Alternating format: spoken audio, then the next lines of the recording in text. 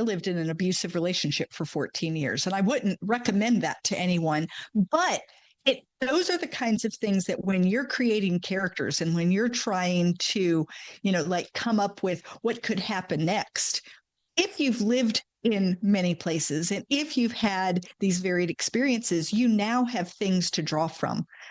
The fiction writing is less safe because if I put that out there and someone doesn't like it, well, they don't like me. I mean, that's me that I'm putting out there.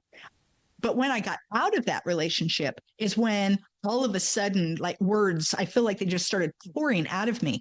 And I wrote my very first manuscript, and then I wrote the next one, and I wrote the next one. Fiction comes to me in a much more unusual manner where all of a sudden I'm like, oh, I have this idea, and I just start typing. I don't even know where I'm going to go with it. And it just starts flowing out of me. And then I read it at the end and I think, wow, where did that come from?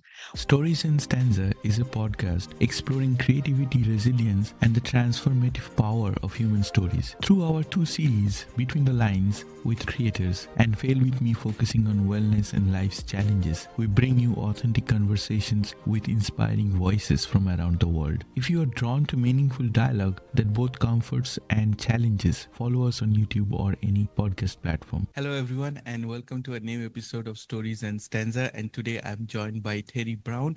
Hi Teri, welcome to Stories and Stanza. How are you doing today? I'm doing well, and thank you so much for inviting me. I'm really excited to be here today. I'm always looking forward to connect with writers, and interestingly, you are a podcast host yourself. So I think that there are a lot of overlapping areas for us to explore. For anyone who has joined us for the first time, I run 2 series. One is called Between the Lines, where I speak to writers about their craft and their journey. And I run a motivational, inspirational segment, which I call Fail With Me, where I talk to people about their authentic stories of failure and motivation and bouncing back in life. And I think we will have a lot of ground to cover in today's discussion. So for our listeners today, do you want to say a little bit about yourself, Teri? Yeah, so I'm an author, but I'm also a podcast host, a public speaker. But even more than that, I tell people I'm a mom, I'm a grandma. I like to walk on the beach and collect shells. I play bridge. I have a lot of things that really pull me into the world. I really love helping authors. I love helping women, especially women who are having trouble seeing their worth or their value. And I love also working with teenagers, especially teenage girls who often also can't see their worth and their value. So that's where I am on the spectrum. I love to write, and I write everything. I don't like being niched. So I have historical fiction, I have a memoir, I have children's books, I have a contemporary comedy, I have a lot of things. And so I'm just all over the place. Thank you for sharing. The reason why Stories and Stanza got started is some of my friends said that when you are a host, but you are also a writer, it helps you connect with your Yeah. guest a lot. And I was reading your Podmatch profile, and the first thing I'm very curious to find out that you had a very interesting journey. You moved from one places to another. You were born in Greece and you traveled a lot of places. How does this experience shape you into your writing? How does that experience flow into your inspiration? I think that the more things that you experience in life, the more you have to draw from when you're writing. And some of my experiences aren't fabulous. I lived in an abusive relationship for 14 years, and I wouldn't recommend that to anyone. But those are the kinds of things that when you're creating characters and when you're trying to, like come up with what could happen next, if you've lived in many places and if you've had these varied experiences, you now have things to draw from. I can't imagine that at 20 years old, I could have written this same way that I'm writing now at 60. I have 40 years more experience of things that I've seen and I've done and I've witnessed and figured out how to climb up out of, and all of those things that I think the younger you are, the harder it is, because now you're having to glean that information from other people. Whereas for me, so many of the characters are me. They're me as I was at 20 or me as I was at 30, or sometimes they're me as I wish that I was, like, boy, I wish I had been more that way. And then sometimes my characters are what I don't want to be. Sometimes you see the very worst in yourself and you know that it's in there and you think, well, what would that look like if I let it out? And those are some of the characters that also come up is what would I be like if I just let that the darker side that we all have, that first thought that you think and that's not the correct thought and you get rid of it and you move on. What would happen if that was really me? And so I think that all of my experiences have helped kind of shape my characters today. That's beautiful. I feel that I have traveled quite a bit, as in, I never settled in one place for a long time. I would stay somewhere for 1 to 2 years, then life would take me somewhere else. Then finally, I came to Australia, and then I call Australia my home now. I feel that I've never settled for a very long time and was just moving on and on. And I was thinking, where is my story in all? When I sat down to write, I felt all of that experience is Yeah. flowing into the create. I think that's just what happens is you start pulling from we're told as authors, write what you know, write what you know, write what you know. And some people assume, well, that means that like I should only write about like women who are my age who, were moms or whatever.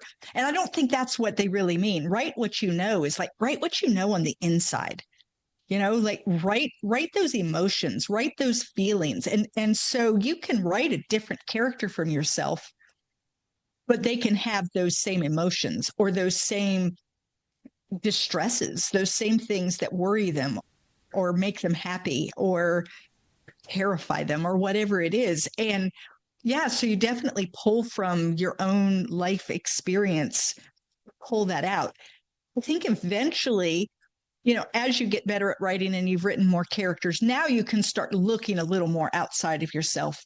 But to get started, it's wonderful if you've got a nice little bag of things that you've experienced for yourself, and you can say, well, this is where I'll start. I'll start with what I know. And it doesn't, like I said, it doesn't have to be, I can only write about women who are 62, but it can be women maybe who've experienced some kind of abuse, or maybe it's the idea of moving from place to place and how do you make a place home if you know you're not going to stay there, or all of those things. And so you can pull from that on the inside. And I love that ability to kind of look at my own life and say, well, I know how I felt here. What would it be like if it were more, or if it were less, or if it was 50 years earlier or 50 years later? And you mentioned that you wrote both nonfiction and fiction. And I wanted to hear a little bit from both sort of areas because I write poetry, and to me it's a very deep personal space. And when I come out of that zone of writing poetry and I'm writing articles or anything else, it's a very different headspace to be Yeah. in. I would love to hear thinking process. Like, you have worked on children's books, you have worked on fiction, you have worked on non-fiction. How do you break it down? How do you transition from one to another? So I started out writing nonfiction. That's what I was doing. I was doing it because I was a mom. I was raising children. I wanted to be able to work from home because I wanted to be a stay at home mom with my kids. And I found that there were a lot of small businesses who wanted written information and they were not good at getting it out. What they were producing wasn't very good. And I knew that I could do better than that. So I approached small businesses and I wrote articles and I wrote small books and I wrote things for their websites and email campaigns and whatever it was that they needed. And for me, that kind of writing, it doesn't take, yes, it takes a little creativity, but not really. What you're doing is you find out the information that they want to convey, and then you find a good way to get it out into the world. And to me, that's very much, you can almost follow a pattern. These are the things that need to be done. You need to make sure you have white space and you need to make sure, and you just make sure that all of that's done. And voila, you have this thing. And isn't that lovely? Action requires creativity. It requires a completely different side of my brain. The person you're speaking to right now is Teri, who could write an article for you right now if you needed it. The creativity, Teri, doesn't come out as often. And I have to work to get her to come out. In fact, the only way I get her to come out and write is I have to get the Teri that you see out of the room. Like I have to pretty much ban myself and just let the creativity flow. And when I'm writing creatively, I go into another space. I don't even feel like me. Sometimes I even feel like I'm taking dictation from this voice in my head and I'm just, like writing as fast as I can. And when I come out of it, I'm almost like, where am I? Like, what happened? And so those are two very different writing experiences. And the nonfiction for me was safe because it wasn't about me at all. It was just words that needed to be written for someone. The fiction writing is less safe because if I put that out there and someone doesn't like it, well, they don't like me. I mean, that's me that I'm putting out there, right? And so I alluded to the fact that I lived in an abusive relationship for 14 years. And in that space, I did not write fiction because I wasn't willing to let that side of me out and then have someone say they didn't like it. I was already living in a situation where I wasn't liked. I didn't need more of that. But when I got out of that relationship is when all of a sudden, like words, I feel like they just started pouring out of me. And I wrote my very first manuscript, and then I wrote the next one, and I wrote the next one. And they weren't good, but they got me started. I realized, wow, I have 50,000 words in me. That was pretty interesting to find out. And I had a beginning and middle and end, and I had characters, and I just had to learn my craft. And now I can go back and forth between the two, but I kind of know who needs to be in the room. Is it list making Teri? Because if list making Teri is in the room, we're writing an article that's nonfiction. If it's creative Teri, list making Teri has to go somewhere else because list making Teri does not write fiction well. I want things to be just so. And that's not the way fiction comes to me. Fiction comes to me in a much more unusual manner where all of a sudden I'm like, oh, I have this idea and I just start typing. I don't even know where I'm going to go with it.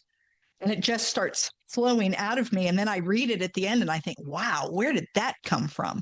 Whereas my nonfiction writing, I've made a plan. I know what's going to come out of me.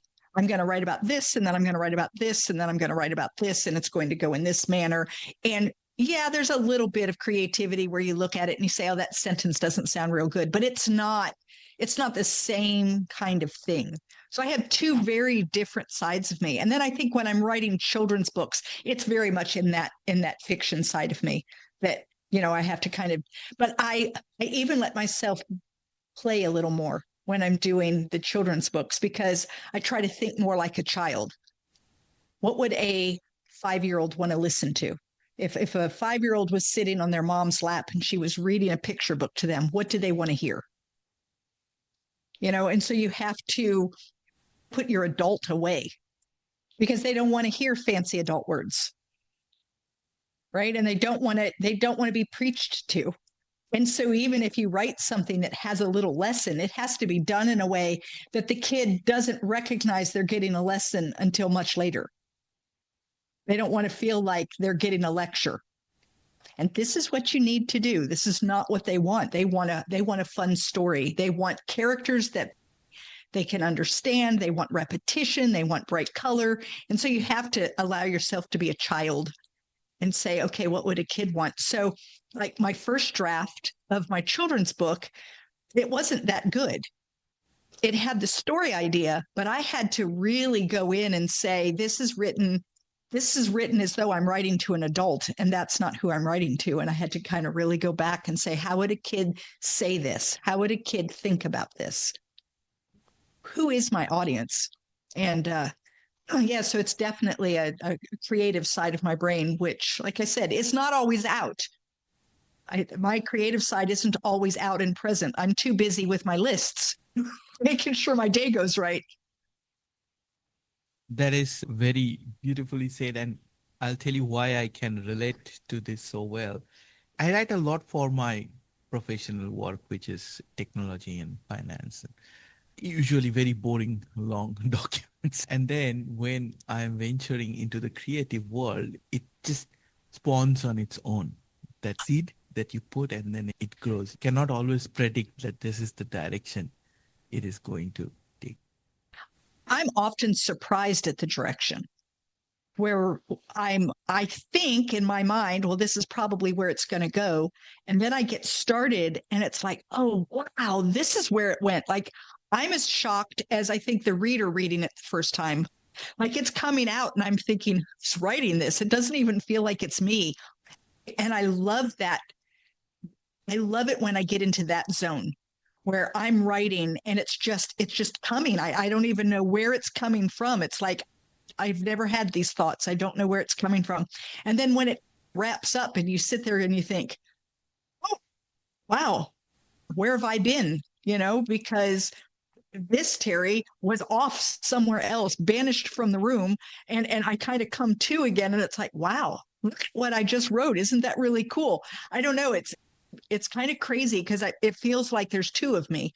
And I know there's only one. I don't need medication, I promise. But it feels very much like there's two of me. There's the creative side, and then there's the side who gets everything done during the day, and they don't talk very much. Like a rational brain and rational brain both live inside us. They're they're both there, and sometimes one is in the forefront, and sometimes the other is. And when I am writing fiction, the other piece of me is the one who's in charge, and it kind of kicks all of that, the rational person out. It's like, I don't need you telling me how many words we've written. That is of no consequence right now. What is of consequence is this story. And I love it when I can get into that zone. It feels really good to, I don't know, you just know, wow, what I'm writing feels good. And then rational side reads it and says, okay, here's some things we need to do to fix that. And this is interesting because both sort of genre would have different disciplines. Yes. Yes. I'm curious to hear about your process, that when you are writing nonfiction or when you are writing fiction, how do you go on creating that? Do you follow a So pattern? it's, What works best for yeah. you? So what's interesting is when I'm writing nonfiction, not my creative nonfiction, I did a memoir. And so that's a little different. We won't, that's closer to a fiction story than like a book that I wrote about real estate, like, 18 things you need to know to be a landlord, that kind of thing. That kind of book, I write an outline. I know the topics. I sit and I look at those topics. I rearrange them on the page until I finally feel like it has a nice flow. Then I write topics. Sometimes I don't write them in order. Maybe I feel real confident in this area and I'm going to write here. Then I do some research and I write. And before long, I have this document, however long it needs to be based on whatever it was that I was hired to do. When I write a novel, I am what they call a pantser. I have no outline at all. I usually have an idea. It's either a beginning, or I have an end, or I have a very strong character, but I don't have all three of those things. I never really know. I either know where the story's going to end, but I have no idea how I'm going to get there, or I know how the story's beginning and I have no idea how it's going to end. And I just start writing.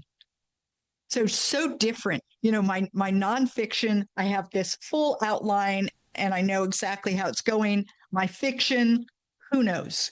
It's just, I'm going to start writing and whatever comes out of me. And I like that a whole lot better.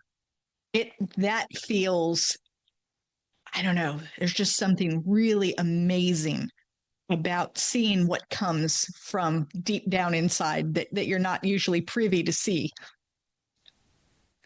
The nonfiction stuff, it was wonderful. It paid bills, helped me stay home with my kids. I'm not knocking it. It did a lot for me. But boy, am I glad that I found the fiction work, because that is the thing that makes me smile like this, right? That makes me really happy about being an author. This feels super good to me. And I didn't tell you earlier, but I usually ask my guests, would they like to read something for our listeners on the show? So it can be complete if you want to. You know what? I'm not going to, just because I don't have anything prepared. Yeah. But everybody should run right out Mm. and grab one of my books and read it. I have stories that are really about strong women, Mm. and you get to see where they start and you get to see where they finish. And there's always a beautiful arc. So lots of great stories. Lots of great stories. So from your works, if there is one area that you want to highlight, you want to share with our listeners today, what would that be? Like the messaging Uh, behind the book. that's so hard. It's like, which one do I pick? The one that I've been talking about a lot right now is actually my memoir, 10 Little Rules for a Double Butted Adventure. And my husband and I rode a tandem bicycle from the coast of Oregon to Washington, D.C. So that's 3,102 miles on a two-seater bicycle. So 2 seats, 1 bicycle. We made it all the way across. We pulled a trailer with camping gear. It took us 90 days, 72 riding days, but 92 days out to get all the way across. It was the hardest thing I have ever done in my life. I am not an athlete, so this was huge for me. When I met Bruce in 2018, I had not been on a bicycle in 40 years. So this was not me doing something normal. This was me doing something way outside of my comfort zone. And as we crossed the United States, I had gotten out of that abusive relationship, but I was still kind of damaged. I still felt like I couldn't do things. I'm not capable. But as we rode across the United States, I became more and more confident in myself, because every day I was doing really difficult things and succeeding at them. And we finished up that ride. We're coming into Washington, D.C., where we ended. And we stopped at the Marine Corps Memorial. My husband is a 25-year Marine, and we were raising money for Toys for Tots, which is a Marine Corps thing where you get toys for children at Christmas time. And he said, "Do you see that flag?" And I said, "Yes." And he said, "That's where we're stopping." Well, I started to laugh and cry at the same time. I was so amazed that we had made it all the way across. And then I had this thought of, what? I can do anything. Like, I can do anything. It's no longer a question of, can I do it, but what do I want to do? And I thought, I want to be an author. Like, I want to write fiction. And 14 months later, my first novel came out. So it changed the way just the way I thought about life. When we got back from that trip, though, it was hard for me to put all of those days together and create a trip across the United States. Like, my mind just couldn't do it. So I had kept a blog the whole way, and I started reading my blog to myself, just trying to feel the trip all the way across. Because when you're writing on Tuesday, that's the only day you focus on. And then you write on the next day, and then you write on the next day. And so I was reading this blog, trying to get a feel for it. And I started noticing that I was learning lessons about life. And I started jotting them down. And then I realized, this is my book. And that's how 10 Little Rules for a Double Butted Adventure came out. And one of my favorite rules in the book is, don't quit on a bad day. And the reason for that is we had several bad days, but on one in particular, we had to go 70 miles. That's a long day on a tandem bicycle. It was hot and very hot. The wind was coming at us instead of behind us, which meant that everything we did was twice as hard. Our rear tire went flat 3 times that day. So we had to keep stopping, unloading, fixing the tire. By the time we got to the end point for the day, I thought, I'm done. I don't like this. I'm not having fun anymore. I think we're done. I don't think I want to go on. And I put that in my blog. And we went during the summer of 2020. So that's when COVID was just raging like crazy. And so a lot of people were reading my blog because they didn't have anything else to do. They're all stuck at home. And I had a friend reach out to me and say, you know, what you've done is amazing. If you quit today, you have no reason to feel bad. However, I highly recommend you don't quit on a bad day. You'll always wonder, could you have achieved this? Could you have gone on? Maybe take a break, take a few days, make the next several days really light days, and then make a decision. Whatever you decide, no, I'm with you, that kind of thing. I really took that to heart. The next day was an easy day, such a good day. And from that point on, whenever we'd have a difficult day and I'd feel like quitting, I would remind myself, today's not the day. You don't quit when you're tired. You don't quit when you're angry. You don't quit when you're hungry. You don't quit when you're sad. You don't quit. That's not when to quit. You should quit when things are up. Then you know this really wasn't for me. So I don't tell people don't quit. Sometimes quitting is exactly what you need to do. I had to get out of that horrible abusive relationship. I quit that relationship. It's exactly what needed to happen. And sometimes stopping a job, moving to a new location, getting in or out of a relationship, all of those things are what needs to happen. But you need to make sure that you're doing it with that logical brain instead of the emotional brain. And the emotional brain was the brain that wanted to quit that day. And then logically, as that day faded, it was like, no, we can still do this. We may have to change a few things. We may choose not to ride so many miles in one day. We may do whatever. So I love that idea of don't quit on a bad day. And I'm going to get a t-shirt that says don't quit on a bad day and remind myself of that. I just think it's such a fabulous thing to keep in mind. And it isn't just about riding a bicycle. My husband, unfortunately, in 23, was diagnosed with glioblastoma, which is an incurable brain cancer, and he passed away a year ago. But there was a point where he was in the hospital, and it was a bad day, and he had had a tough time. And he told me, he said, I think I'm done. And I told him, you're allowed to be done, but not today. Today is a bad day. So we're going to get you home from the hospital. We'll talk about it in 4 days and we'll see what you think. 4 days later, he no longer felt that way. And he ended up living another year beyond that point where he said he was done. And so I think that this has application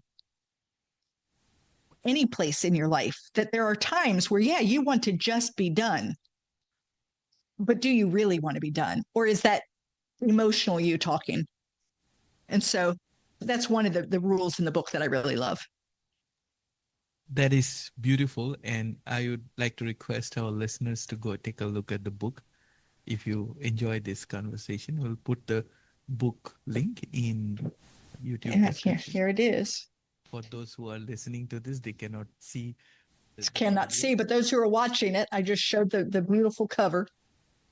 And we will put the link in the description wherever Fantastic. you are watching the episode or you are listening to a podcast platform. Please go check that out. And I wish the book all the success. Thank you. I told you that I run 2 different segments in the podcast. In the Fail With Me segment, this is something that I ask a lot of my guests and it adds up to what we were discussing, that don't quit on a bad day. That sometimes when we are having a difficult time, we think that whatever we are doing is not working out. And we have our best intention, best efforts, and things are not working out. Right? And then we label it as failure. But if we are curious and if we have that clarity, then possibly we will see that there are certain things your emotions are telling you and there are certain things logic is telling you. And I thought that if I open up about failure, instead of having that lens of shame and guilt and whatnot to look at our failures, if we just open up about it, if we just accepted that, okay, this didn't work out. What does that tell us? And then we go from there. And it can mean different things to different people, and which is what I have been fortunate enough to hear from people on this podcast. And since we are talking on those lines, having a difficult day and then deciding what to do next, and I would love to know a little bit more about your thoughts. That do you think you sometimes failures can weigh on your shoulders? What is it that you would like to tell? Yeah. So, I mean, I looked at my marriage, the marriage that was abusive, as a complete failure on my part in terms of being married. I wasn't obviously doing it well. It ended in divorce. And I took that very much upon myself. I also looked at it in terms of I felt like I was a bad picker. I didn't know who to pick as a partner and felt like that was a big failure. And I had decided when I got out of that relationship that I was never, ever marrying again, that this was not for me. I'm not good at it.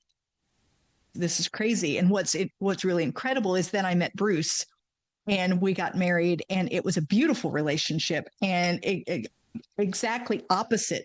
And it did teach me a lot of things about the fact that, it wasn't all me. I think a lot of times that's what we look at in failure is we think it's all us. I failed and everything was me. It was my fault. Look at all the terrible things. When really, maybe there was a lot of other things involved too. It's not to say that you didn't maybe choose incorrectly or you didn't, make a perfect decision, but that wasn't the only thing that caused this failure. There were a lot of circumstances and things that were going on. And I think it opened my mind and eyes to that. But then, like when we were writing, and, this idea that I can't make it, I can't do this, I failed at this. There's one time in particular when we were prior to the actual ride. I told you I had not been on a bicycle in 40 years. And getting back on a bicycle and figuring out what can I do? What do I still have to learn to do? How do I get from this person who hasn't been on a bicycle to someone who's very comfortable on one and can go miles and miles? You don't do that overnight. It takes time. And so we went on a training ride, and we were up in a mountainous area. We live on the beach of North Carolina, so it's very flat here. So all of our riding had been very flat, and now we've taken the bicycle and we're up in a mountainous region, and I didn't do well. It was it, it I just didn't do very well, and I felt like a complete failure. And Bruce said, we're going to stop. Let's go back to the truck. And I started to cry because I knew it was all me. He was a cyclist. I was not. I've ruined everything. This is horrible. I'm terrible. I've ruined everything. He luckily understood what I was feeling. And instead of taking us back to where we were staying, he took us to a different location to ride, which was hilly, but not to the same extent as what he tried. And later he sat down with me and he said, I know you feel like it was all you, but it was me too, because I assumed that because I could ride those hills, that you could ride those hills. That was as much on me as it was on you. And he said, and what I've learned is we need to start smaller and get you where you're comfortable here. Then we can move to the next stage. Then we can move to the next stage. I can't expect you to be a cyclist after 40 years of not cycling. He said, you can't jump from non-cyclist to cyclist with 40 years of experience in an afternoon. And I expected that. He said, so really, it wasn't your failure, it was mine. And I found that just really fascinating that you can, depending on where you're standing, the same event can be seen so differently. I felt like a complete failure. And it turns out that he too felt like a failure because he expected me to be able to do something that he should have never expected me to do. And so Yeah, I think failure is one of those things that you do need to take a step back and say, instead of failing, why don't we look at it as, well, this is one way not to do it? That's what Thomas Edison, I think he said something like he knew 1,000 ways not to create a light bulb. You're going to make mistakes. That's part of life. You're going to do things wrong. You're going to make decisions that are not correct. You're going to try something that isn't going to go as you planned. What really matters isn't that you did that. It's what do you do next? Do you get up? Do you try again? Do you pivot? Do you find a new way? Do you say, well, maybe that really isn't for me, but this would be, and you pivot in a different direction? What do you do next with that? Or do you sit around and mope and say, I'm a failure? Because sitting around and moping and saying I'm a failure doesn't really get you anywhere, or at least in my opinion. That's very beautifully put. It is something I try to establish through conversations in the podcast. And I am writing the book as well, which I want to call it Fail With Me. It should be my story and how I started seeing things differently in life. I can totally relate to that. Going from there, like you mentioned earlier, that a lot of your sort of self-help writing is to help women understand their potential, understand their growth. And since we are talking about failures and challenges, relationship issues, and a lot of things, what is it that you would like to share with our listeners today? What were some of the hardest roadblocks that you like to share through your writing and help people find some motivation on their way? Yeah, I think what I want people to really understand is, sometimes we look at other people and you only get to see what's on the outside. You only get to see what they put up on social media, right? You don't get to see the struggle on the inside because most people don't put that out there for everyone to see. I like putting it out there for everyone to see. I don't have any problem telling people that I lived in an emotionally abusive relationship for 14 years. I don't mind telling people stories about the things that happen because I want them to see that there's light on the other side of that. Things can be really difficult and dim and difficult and just overwhelming. But there is light on the other side. And even if the world has told you otherwise, everything that you need to be successful is already inside of you. It's a matter of digging it out. I didn't go on a ride and along the way find things and pick them up and stick them on and say, oh, there we are. Now I'm whole. I found things inside of me that had been buried underneath all the things that the world had been telling me, that I was no good and that I was, and slowly but surely I could see, wait a minute, that's not true. And I could pull that away. And me, the person who wants to be successful and who has ideas, that was all in me. Nobody gave that to me. I didn't find it somewhere. It was already inside of me. And I love to help teenagers, women figure out that everything they need is already there. You're already a perfect, amazing human, right? You don't need more than that. Now it's a matter of discovering it for yourself, recognizing it for what it is, using it the way you need to use it. So you failed at something. Fine, we all do. I have a 6-year-old, well, she's now 7-year-old granddaughter who can't stand it when she's wrong. And she has a complete fit over being wrong. And I'm trying to help her see we're all wrong. We make dumb decisions. We even add things wrong, like, oh, wait, I thought that was $42. It's only, it happens all the time. And so I've started like keeping track of all of those little things and then letting her know when we're on the phone and I'm chatting with her. I'll say, do you want to know the things that Gigi did today that were crazy?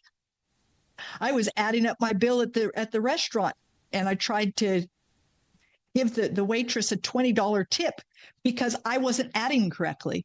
And did you know that I set my phone down and I couldn't find it for over an hour because I put it in the laundry room? I have no idea why I put it there.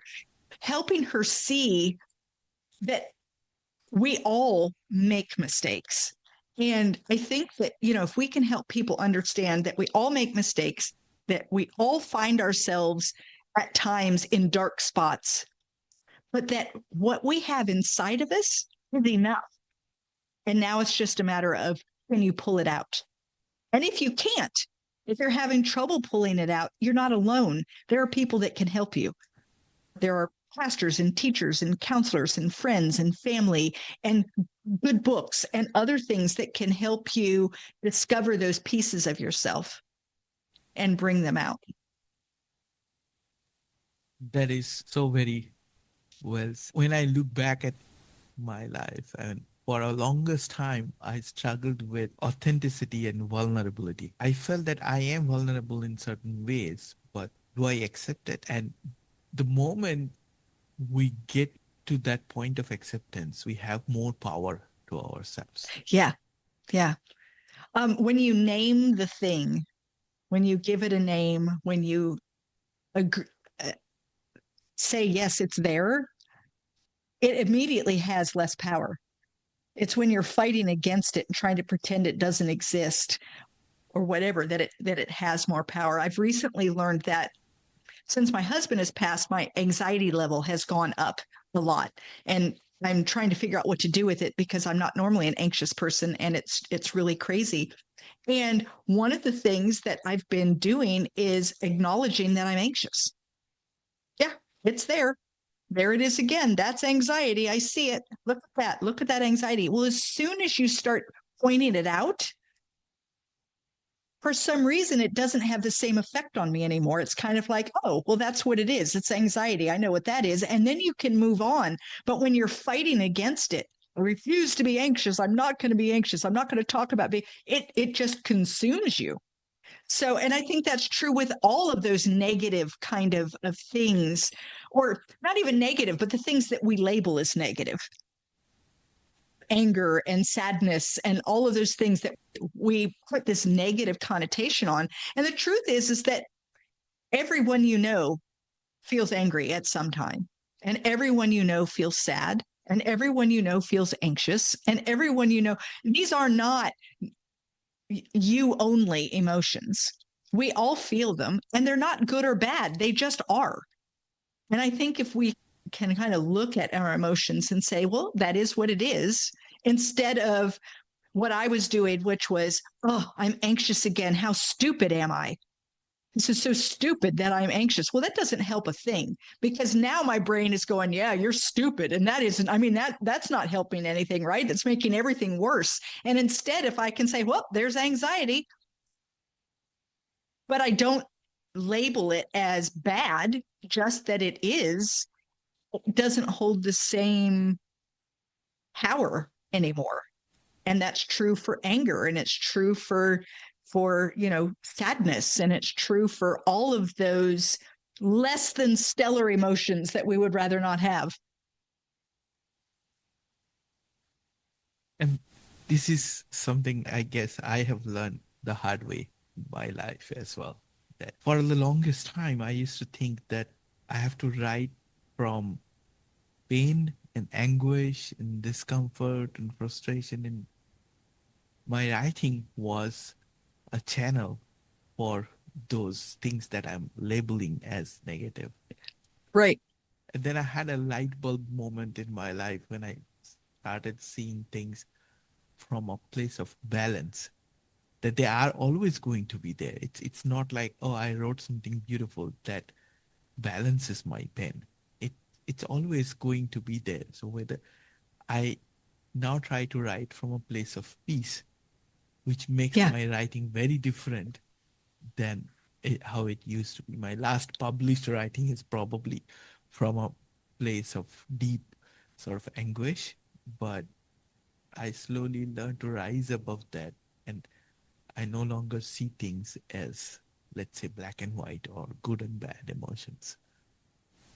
Right. And I do like that idea of like writing from that place of peace where, or even if you can just write from a place of more of a neutrality. Yes.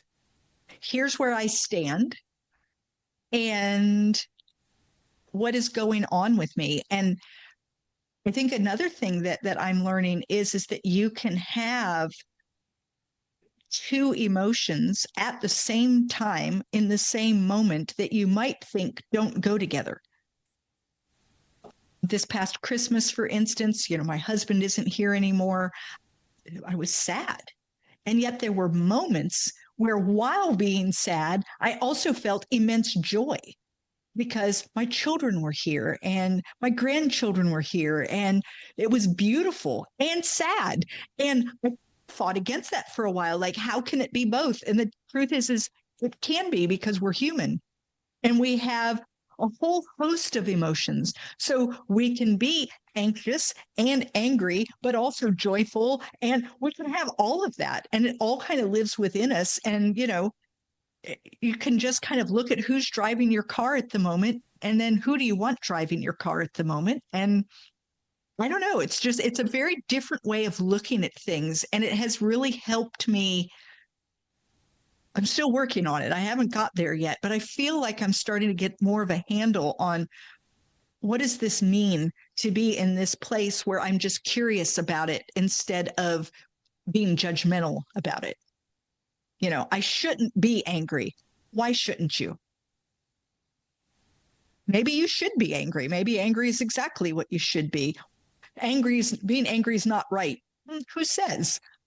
Like it's okay to feel it. It really is okay. And it's okay to have that emotion. Now, maybe you need to temper what you do with it.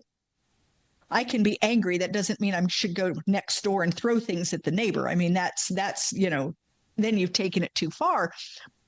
But it's okay to have the emotions, but you don't have to label them as bad.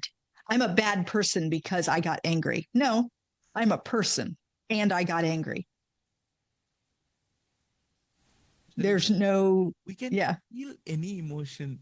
Like we can allow ourselves to feel the emotion we have at the moment. But if we segregate that from reactions, right. You don't have to act on everything you feel. yes, And I think that's the thing is, yes, it would be bad. You could then be judgmental if, because I got angry, I went over and I slashed my neighbor's tires. Well, then, yes, that's bad, right? Now we have a reason to be judgmental. But if I'm just angry and I recognize it and I haven't gone and done something with that anger, there's nothing bad about the feeling. Bad comes from what did you do with it? How did you handle it? And you can handle anger in very productive ways. You can write a letter to the editor, or you can write a letter to your senator, or you know what I'm saying? You can, I don't know, sometimes I wrote a piece that came from an angry spot, and it touched people in a way that I didn't expect it to, because they were like, wow, I'd never thought of it from that way before.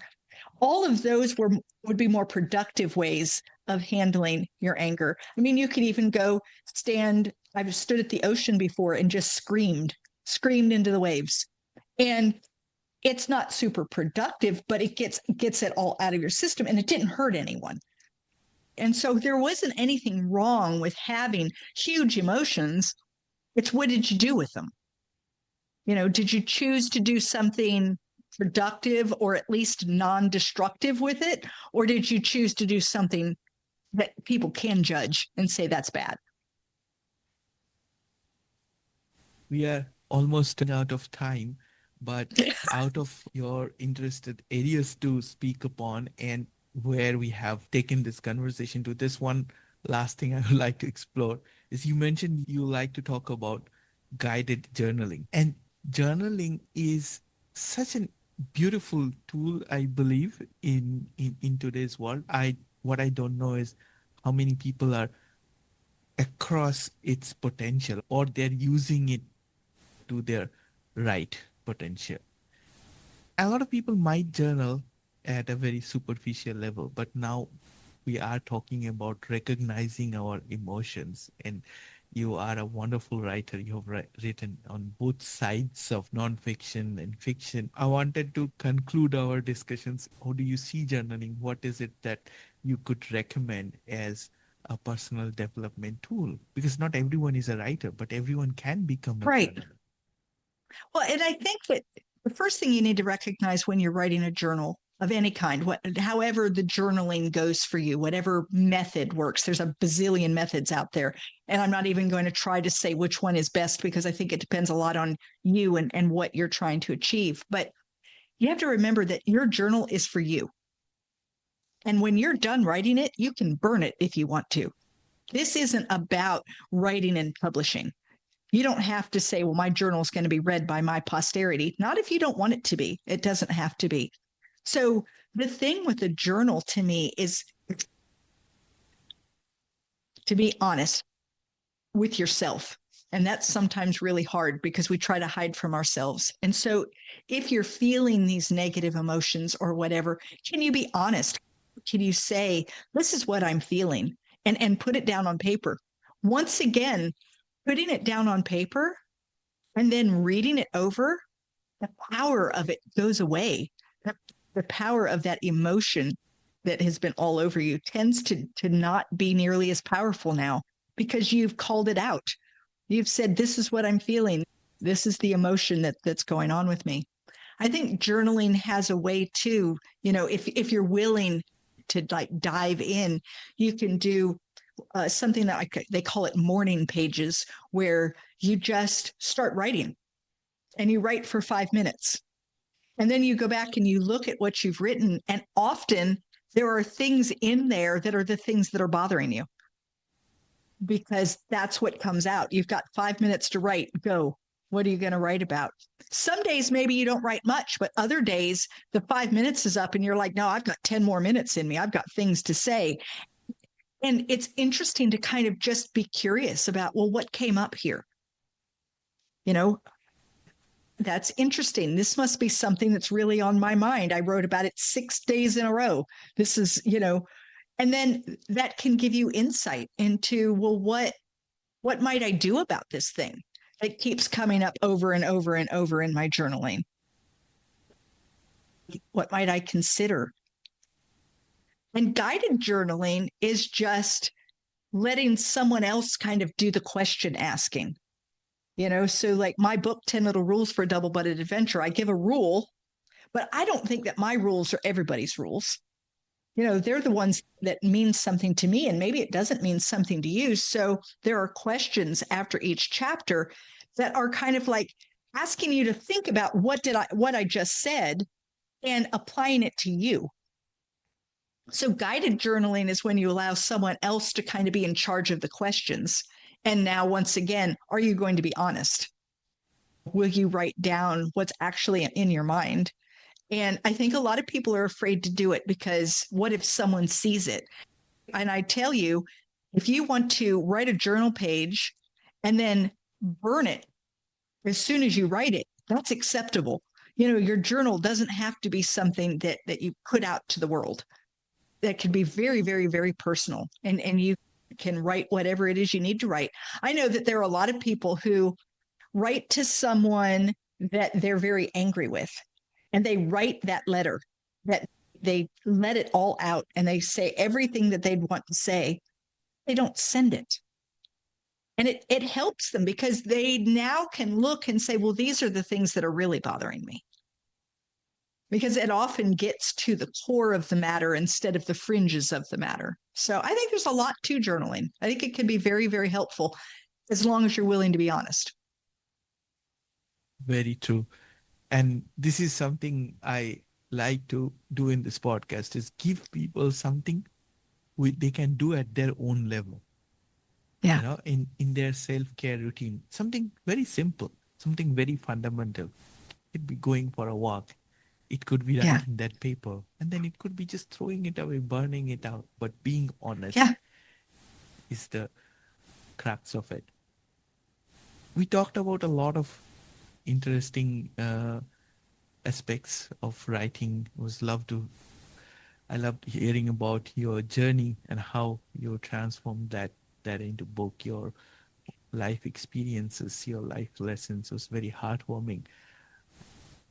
And again, to our listeners, we will put the book link so that you can take a look. Is there anything else you'd like to add from your side? No, I don't think so. I just think that remember who you are. Don't let the world tell you that you're not enough. You know, that's the biggest thing. And when I realized that, my world opened up.